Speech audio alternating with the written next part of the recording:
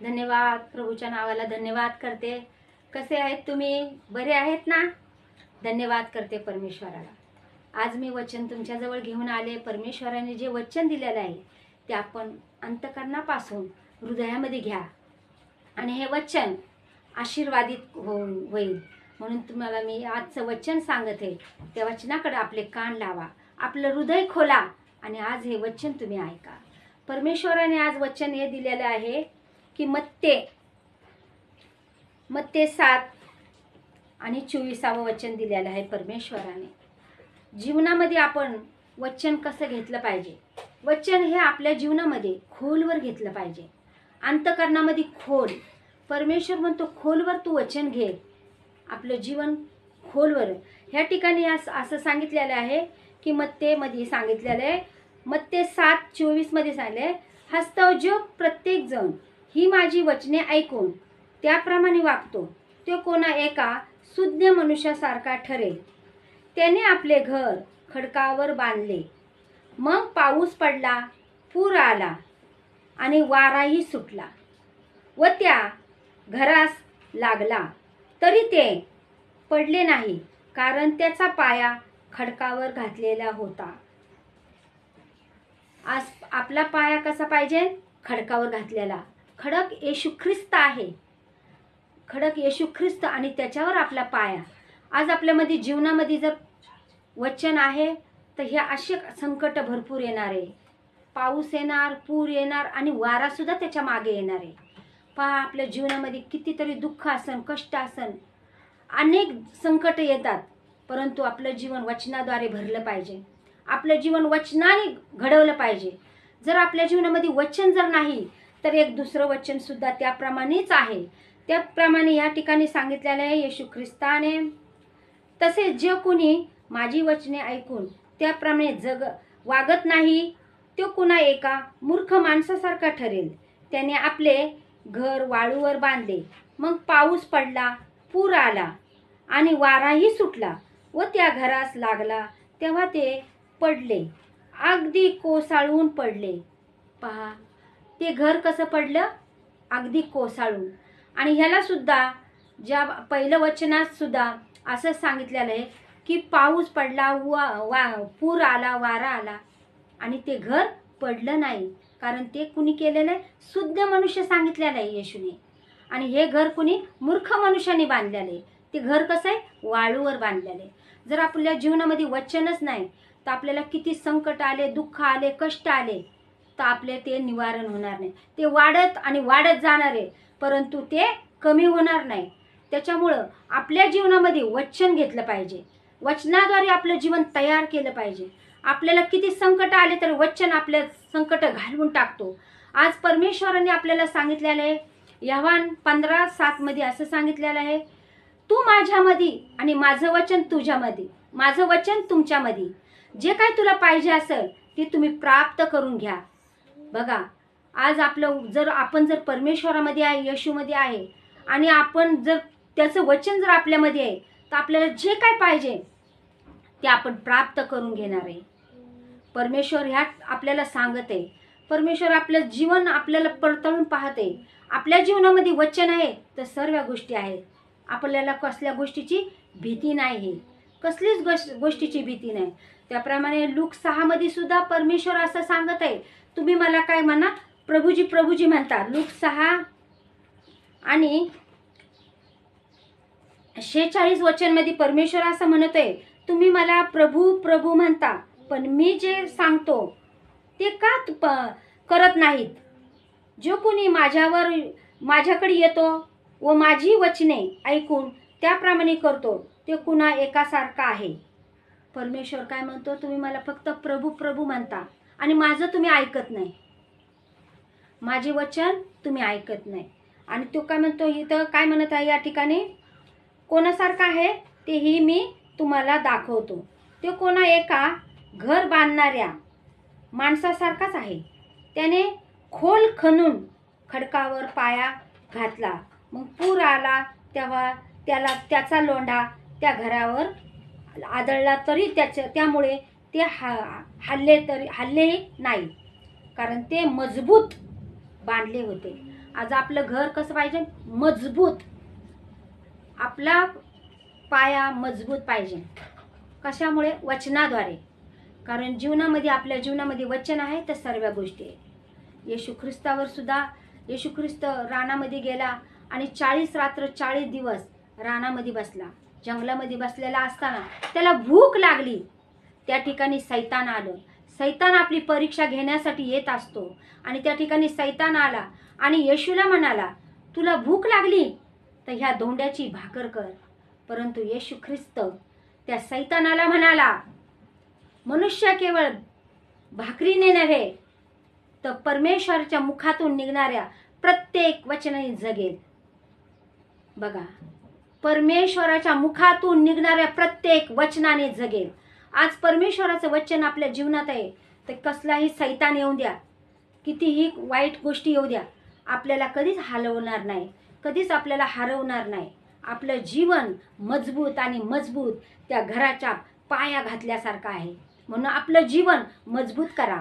जीवनामध्ये अधिक वाढल्या जाऊ द्या. वचनामध्ये अधिक वाढल्या जाऊ द्या. आपलं जीवन वचन आपल्या जीवनामध्ये घ्या. अनेक वचन, काही दिवसाने वचन नाहीस होणार आहे. वचन आपल्याला भेटणार नाही.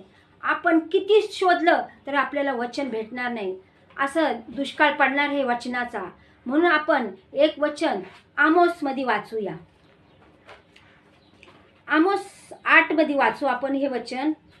आमोस 8 मध्ये असं सांगितलेलं आहे, प्रभू परमेश्वर म्हणतो, पहा असे दिवस येत आहेत की त्यात मी देशावर दुष्काळ आणि तो दुष्काळ पाण्याचा नव्हे, अन्नाचा नव्हे किंवा पाण्याचा नव्हे, तर तो परमेश्वराची वचने ऐकण्यासंबंधाचा होईल.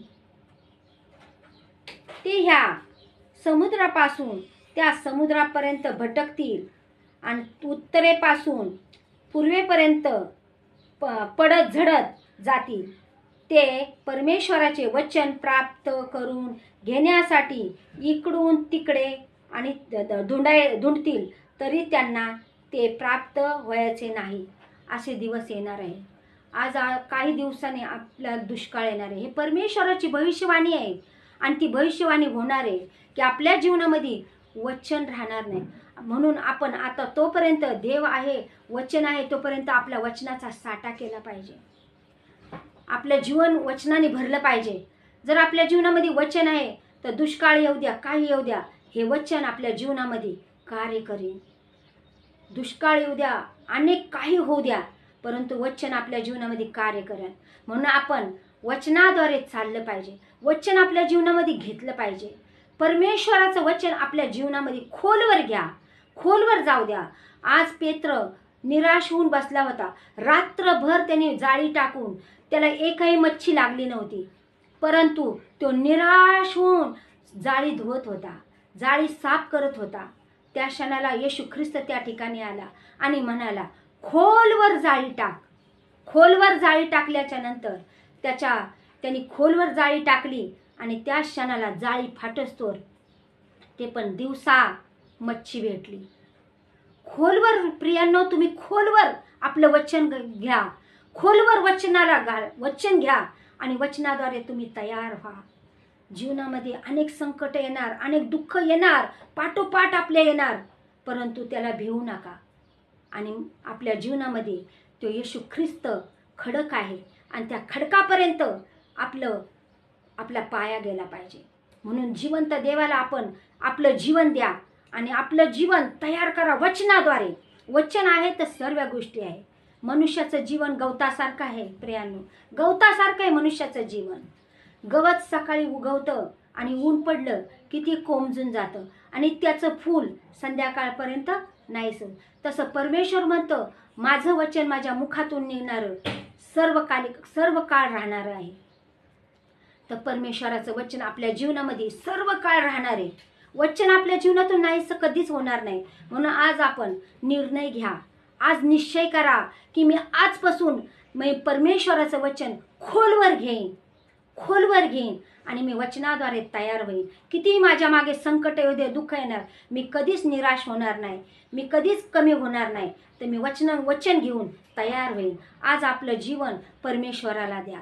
मी जिवंत देवाला मी त्या धन्यवाद करते. आज मी परमेश्वराजवळ तुमच्यासाठी प्रार्थना करते, माझ्यासाठी मी प्रार्थना करते की हे परमेश्वरा, जिवंत देवा, धन्यवाद करते राजा की आज बाप्पा हे वचन परमेश्वर अनेकांच्या हृदयामध्ये जाऊ दे राजा. अनेकांचं हृदय बाप्पा तयार कर राजा. कारण की परमेश्वर तुझं वचन सांगतं, माझं वचन तुमच्या पावलासाठी दिवा आहे आणि मार्गासाठी प्रकाश आहे. हे देवा, हे प्रकाश आणि हे बाप्पा पावलासाठी दिवा आमच्या जीवनामध्ये कार्य करू दे आणि अनेकांचं जीवन तयार कर बाप्पा. कोणाच्या जीवनामध्ये बाप्पा कमी घटी होऊन देऊ नको राजा. आणि वचनाने बाप्पा त्यांना आशीर्वादित कर. कोणत्या गोष्टीची कमी होऊन देऊ नको राजा. त्यांचं जीवन तुझ्या हातात सोपून देते राजा. तुझा अनुग्रह, तुझी कृपादृष्टी प्रत्येकावर होऊ दे राजा. आणि दया केलीस म्हणून धन्यवाद करते. आजच्या वचनाद्वारे माझी बहीण भाऊ बाप्पा तयार होऊ दे बाप्पा. आणि तुझ्या इच्छानुसार सर्व काय घडू दे. असं तू केलंस म्हणून धन्यवाद. सारा आदर महिमा गौरव मी तुलाच देते. येशूच्या नावात मागते म्हणून तू ऐक पित्या. आमेन आमेन. धन्यवाद. प्रभूच्या नावाला धन्यवाद करते. कसे आहेत तुम्ही? बरे आहेत ना? धन्यवाद करते परमेश्वराला. आज मी वचन तुमच्याजवळ घेऊन आले. परमेश्वराने जे वचन दिलेलं आहे ते आपण अंतःकरणापासून हृदयामध्ये घ्या आणि हे वचन आशीर्वादित होईल. म्हणून तुम्हाला मी आजचं वचन सांगत आहे. त्या वचनाकडे आपले कान लावा, आपलं हृदय खोला आणि आज हे वचन तुम्ही ऐका. परमेश्वराने आज वचन हे दिलेलं आहे की मत्ते 7 आणि 24 वचन दिलेलं आहे परमेश्वराने. जीवनामध्ये आपण वचन कसं घेतलं पाहिजे? वचन हे आपल्या जीवनामध्ये खोलवर घेतलं पाहिजे. अंतःकरणामध्ये खोल. परमेश्वर म्हणतो खोलवर तू वचन घे. आपलं जीवन खोलवर. ह्या ठिकाणी असं सांगितलेलं आहे की मत्तेमध्ये सांगितलेलं आहे, मत्ते 7:24 मध्ये सांगितले, हस्तोद्योग प्रत्येक जण ही माझी वचने ऐकून त्याप्रमाणे वागतो तो कोणा एका सुज्ञ मनुष्यासारखा ठरेल.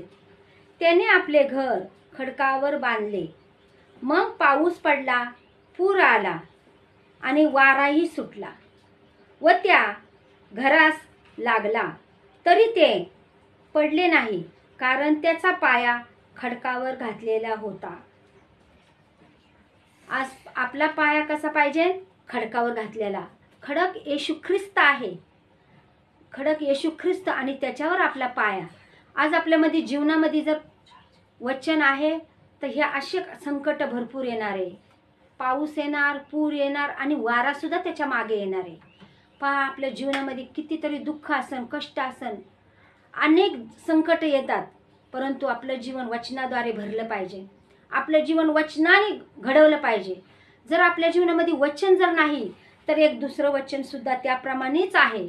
त्याप्रमाणे या ठिकाणी सांगितलेलं आहे येशू ख्रिस्ताने, तसेच जे कोणी माझी वचने ऐकून त्याप्रमाणे वागत नाही तो कुणा एका मूर्ख माणसासारखा ठरेल. त्याने आपले घर वाळूवर बांधले, मग पाऊस पडला, पूर आला आणि वाराही सुटला व त्या घरास लागला, तेव्हा ते पडले, अगदी कोसळून पडले. पहा, ते घर कसं पडलं? अगदी कोसळून. आणि ह्याला सुद्धा ज्या पहिलं वचनात सुद्धा असं सांगितलेलं आहे की पाऊस पडला, पूर आला, वारा आला आणि ते घर पडलं नाही, कारण ते कुणी केलेलं आहे? शुद्ध मनुष्य सांगितलेलं आहे येशूने. आणि हे घर कुणी मूर्ख मनुष्याने बांधलेलं आहे. ते घर कसं आहे? वाळूवर बांधलेलं आहे. जर आपल्या जीवनामध्ये वचनच नाही तर आपल्याला किती संकट आले, दुःख आले, कष्ट आले तर आपले ते निवारण होणार नाही. ते वाढत आणि वाढत जाणार आहे, परंतु ते कमी होणार नाही. त्याच्यामुळं आपल्या जीवनामध्ये वचन घेतलं पाहिजे. वचनाद्वारे आपलं जीवन तयार केलं पाहिजे. आपल्याला किती संकट आले तर वचन आपल्या संकट घालवून टाकतो. आज परमेश्वराने आपल्याला सांगितलेलं आहे, योहान 15:7 मध्ये असं सांगितलेलं आहे, तू माझ्यामध्ये आणि माझं वचन तुझ्यामध्ये, माझं वचन तुमच्यामध्ये. जे काय तुला पाहिजे असेल ते तुम्ही प्राप्त करून घ्या. बघा, आज आपण जर परमेश्वरामध्ये आहे, येशूमध्ये आहे आणि आपण जर त्याचं वचन जर आपल्यामध्ये आहे तर आपल्याला जे काय पाहिजे ते आपण प्राप्त करून घेणार आहे. परमेश्वर ह्यात आपल्याला सांगत आहे. परमेश्वर आपलं जीवन आपल्याला पडताळून पाहते. आपल्या जीवनामध्ये वचन आहे तर सर्व गोष्टी आहेत. आपल्याला कसल्या गोष्टीची भीती नाही, कसलीच गोष्टीची भीती नाही. त्याप्रमाणे लूक 6 मध्ये सुद्धा परमेश्वर असं सांगत आहे, तुम्ही मला काय म्हणा, प्रभुजी प्रभुजी म्हणता. लूक 6 आणि 46 वचन मध्ये परमेश्वर असं म्हणतोय, तुम्ही मला प्रभू प्रभू म्हणता, पण मी जे सांगतो ते का करत नाहीत. जो कोणी माझ्याकडे येतो व माझी वचने ऐकून त्याप्रमाणे करतो ते कुणा एकासारखा आहे. परमेश्वर काय म्हणतो, तुम्ही मला फक्त प्रभू प्रभू म्हणता आणि माझं तुम्ही ऐकत नाही, माझे वचन तुम्ही ऐकत नाही. आणि तो काय म्हणतो, इथं काय म्हणत आहे या ठिकाणी, कोणासारखा आहे तेही मी तुम्हाला दाखवतो. ते कोणा एका घर बांधणाऱ्या माणसासारखाच आहे. त्याने खोल खणून खडकावर पाया घातला. मग पूर आला तेव्हा त्याचा लोंढा त्या घरावर आदळला तरी त्यामुळे ते हल्लेही नाही, कारण ते मजबूत बांधले होते. आज आपलं घर कसं पाहिजे, मजबूत. आपला पाया मजबूत पाहिजे. कशामुळे, वचनाद्वारे. कारण जीवनामध्ये, आपल्या जीवनामध्ये वचन आहे तर सर्व गोष्टी आहे. येशू ख्रिस्तावर सुद्धा, येशू ख्रिस्त रानामध्ये गेला आणि 40 रात्र 40 दिवस रानामध्ये बसला. जंगलामध्ये बसलेला असताना त्याला भूक लागली. त्या ठिकाणी सैतान आलं. सैतान आपली परीक्षा घेण्यासाठी येत असतो आणि त्या ठिकाणी सैतान आला आणि येशूला म्हणाला, तुला भूक लागली तर ह्या धोंड्याची भाकर कर. परंतु येशू ख्रिस्त त्या सैतानाला म्हणाला, मनुष्य केवळ भाकरीने नव्हे तर परमेश्वराच्या मुखातून निघणाऱ्या प्रत्येक वचनाने जगेल. बघा, परमेश्वराच्या मुखातून निघणाऱ्या प्रत्येक वचनाने जगेल. आज परमेश्वराचं वचन आपल्या जीवनात आहे तर कसलाही सैतान येऊ द्या, कितीही वाईट गोष्टी येऊ द्या, आपल्याला कधीच हलवणार नाही, कधीच आपल्याला हरवणार नाही. आपलं जीवन मजबूत आणि मजबूत त्या घराच्या पाया घातल्यासारखं आहे. म्हणून आपलं जीवन मजबूत करा. जीवनामध्ये अधिक वाढल्या जाऊन द्या. वचनामध्ये अधिक वाढल्या जाऊन द्या. आपलं वचन आपल्या जीवनामध्ये घ्या. अनेक वचन, काही दिवसाने वचन नाहीसं होणार आहे. वचन आपल्याला भेटणार नाही. आपण किती शोधलं तर आपल्याला वचन भेटणार नाही. असं दुष्काळ पडणार हे वचनाचा. म्हणून आपण एक वचन आमोसमध्ये वाचूया. आमोस 8 मध्ये वाचू आपण हे वचन. आमोस 8 मध्ये असं सांगितलेलं आहे, प्रभू परमेश्वर म्हणतो, पहा असे दिवस येत आहेत की त्यात मी देशावर दुष्काळ आणि तो दुष्काळ पाण्याचा नव्हे, अन्नाचा नव्हे किंवा पाण्याचा नव्हे, तर तो परमेश्वराची वचने ऐकण्यासंबंधाचा होईल. ते ह्या समुद्रापासून त्या समुद्रापर्यंत भटकतील आणि उत्तरेपासून पूर्वेपर्यंत पडत झडत जातील. ते परमेश्वराचे वचन प्राप्त करून घेण्यासाठी इकडून तिकडे आणि धुंडतील तरी त्यांना ते प्राप्त व्हायचे नाही. असे दिवस येणार आहे. आज काही दिवसांनी आपला दुष्काळ येणार आहे. हे परमेश्वराची भविष्यवाणी आहे आणि ती भविष्यवाणी होणार आहे की आपल्या जीवनामध्ये वचन राहणार नाही. म्हणून आपण आता तोपर्यंत देव आहे, वचन आहे, तोपर्यंत आपल्या वचनाचा साठा केला पाहिजे. आपलं जीवन वचनाने भरलं पाहिजे. जर आपल्या जीवनामध्ये वचन आहे तर दुष्काळ येऊ द्या, काही येऊ द्या, हे वचन आपल्या जीवनामध्ये कार्य करेल. दुष्काळ येऊ द्या, अनेक काही होऊ द्या, परंतु वचन आपल्या जीवनामध्ये कार्य करेल. म्हणून आपण वचनाद्वारे चाललं पाहिजे. वचन आपल्या जीवनामध्ये घेतलं पाहिजे. परमेश्वराचं वचन आपल्या जीवनामध्ये खोलवर घ्या, खोलवर जाऊ द्या. आज पेत्र निराश होऊन बसला होता. रात्रभर त्याने जाळी टाकून त्याला एकही मच्छी लागली नव्हती, परंतु तो निराश होऊन जाळी धुवत होता, जाळी साफ करत होता. त्या क्षणाला येशू ख्रिस्त त्या ठिकाणी आला आणि म्हणाला, खोलवर जाळी टाक. खोलवर जाळी टाकल्याच्या नंतर त्यांनी खोलवर जाळी टाकली आणि त्या क्षणाला जाळी फाटस्तोर ते पण दिवसा मच्छी भेटली. खोलवर प्रियांनो, तुम्ही खोलवर आपलं वचन घ्या, खोलवर वचन घ्या आणि वचनाद्वारे तुम्ही तयार व्हा. जीवनामध्ये अनेक संकट येणार, अनेक दुःख येणार, पाठोपाठ आपल्या येणार, परंतु त्याला भिवू नका. आणि आपल्या जीवनामध्ये तो येशू ख्रिस्त खडक आहे आणि त्या खडकापर्यंत आपला पाया गेला पाहिजे. म्हणून जिवंत देवाला आपण आपलं जीवन द्या आणि आपलं जीवन तयार करा वचनाद्वारे. वचन आहे तर सर्व गोष्टी आहे. मनुष्याचं जीवन गवतासारखं आहे प्रियांनो, गवतासारखं आहे मनुष्याचं जीवन. गवत सकाळी उगवतं आणि ऊन पडलं की ते कोमजून जातं आणि त्याचं फूल संध्याकाळपर्यंत नाहीस. तसं परमेश्वर म्हणतं, माझं वचन माझ्या मुखातून निघणारं सर्व काळ राहणार आहे. तर परमेश्वराचं वचन आपल्या जीवनामध्ये सर्व काळ राहणार आहे.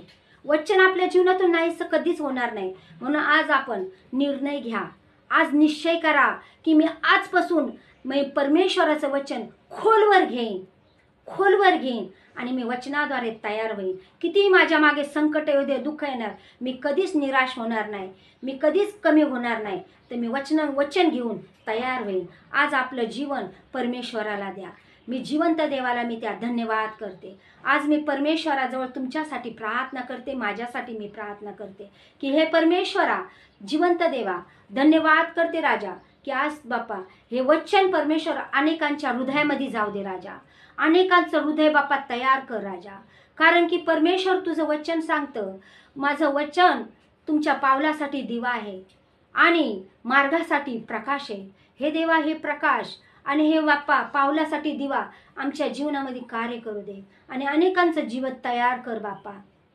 कोणाच्या जीवनामध्ये बाप्पा कमी घटी होऊन देऊ नको राजा. आणि वचनाने बाप्पा त्यांना आशीर्वादित कर. कोणत्या गोष्टीची कमी होऊन देऊ नको राजा.